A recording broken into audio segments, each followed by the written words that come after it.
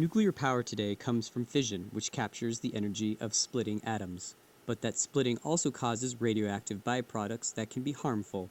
Fusing those atoms into helium, as happens inside the sun, does not produce harmful byproducts and could produce abundant, clean energy. Ben Levitt directs research and development at the U.S. fusion startup Zap Energy.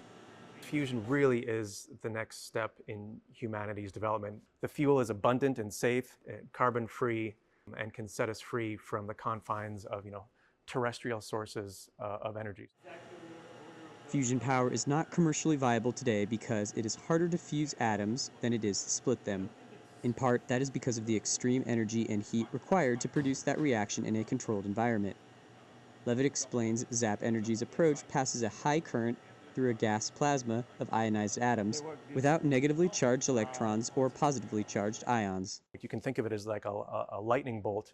It creates its own magnetic field, and its own magnetic field gives it its own confinement and heats it to fusion conditions. Zap's progress earned it one of 8 U.S. Department of Energy development grants this year.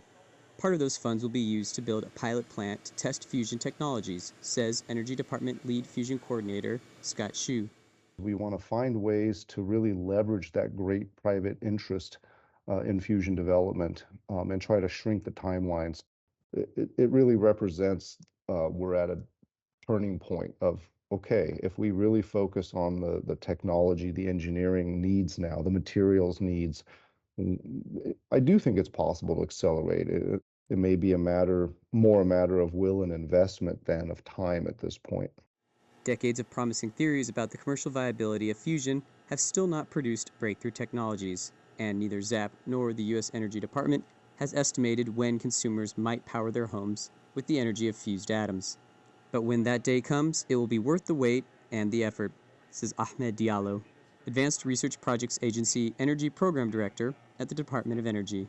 So the day we have fusion energy, we won't have to worry about energy. I mean, that's how I like people to realize that you have abundant energy. You're not really limited to only few power plant, and then we can move on and try to solve other problem. So patience is key, and I want people to really realize it's a holy grail.